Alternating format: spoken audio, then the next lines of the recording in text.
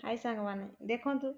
मोर भाईर कथा आ मो भौणीर कथा मो भौणी की देखी देखी केते कौन सब खाऊताए होटेल ताଙ୍କର କାମ ସବୁ କେମିତି କେମିତି ମାଛ ଚିକେନ ସବୁ ବନା ହେଇଛି ସବୁ ଦେଖୁଥାଏ ମୋ ଭଉଣୀ କାଳୁଣୀ ଏକ ନମ୍ବର କାଳୁଣୀ ସେ ଖାଲି ଦେଖିଲା ମାତ୍ରେ ଯିବ ଆଁ କରିଦବ କାଳି ମା ଭଳିଆ ହେଇଯିବ ଖାଇବା ପାଇଁ ହେଲେ କଣ କରିବ ସେ ତ ଖାଇପାରିବନି କାହିଁକିନା ସେ କଣ ଦେଖଉଛି ତାକୁ ସେମିତି ଦେଖିବ ଖାଲି ଖାଇବ ସେମିତି କିଛି ବି ହବନି ଖାଲି ସେ ତାକୁ ରଗେଇବା ପାଇଁ ଏଇଭଳିଆ ଖାଲି ଦେଖେଇବ ବାସ୍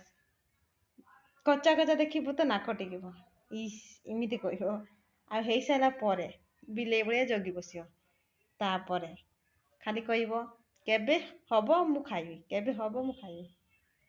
ଏବେ ଖାଲି ସେମିତିଆ ପୁରା ଆମ ପୁଅ ତାକୁ ଦେଖଉଥାଏ କଣ ହବ ଦେଖେଇ ଦେଖେଇ ତା ମନ ବୁଝୁଥାଏ ତାପରେ କଣ କରିବ ସେଇଠୁ କହିଲା ଯେ ଆଜି ଆମର ଏମିତି ସବୁ ଦୋକାନ ହେଇଛି ବହୁତ ପିଲା ଆସିଥିଲେ ଖାଇଲେ ପିଇଲେ ମଜାମସ୍ତି ଭଲ ମନ୍ଦ ସବୁ କହିଲେ ଆଉ ତାଙ୍କର ସବୁ କୋଉଠି କଣ ଜିନିଷ ଅଛି ସବୁ ଦେଖଉଥାଏ ଆଉ ବିରିୟାନୀ କେମିତି କଣ ହେଇଛି ସେମିତି ଦେଖଉଥାଏ ଫେର ବି ବଡ଼ ଆକାର ବିରିୟାନୀ ବନେଇଥିଲେ ସେଟା ବି ଦେଖଉଥିଲେ ତାପରେ ଆମ ଝିଅ କହିଲା ସେତିକି ଯୋଉ ଅଛି ମତେ ବି ଦେଇଦେ ମୁଁ ଖାଇଦେବି ମୋ ପାଇଁ ରଖିଛ ନା କଣ ଏଭଳିଆ କହିଲା ଆମ ପୁଅ ସେଇଠି କହିଲା ହଁ ହାଣ୍ଡି ଟା ଟେକି ଦଉଛି ଆସିଲୁଣି ନା କଣ ରାସ୍ତାକୁ ଦେଖୁଥାଏ ରଖିଲି ଜୟ ଜଗନ୍ନାଥ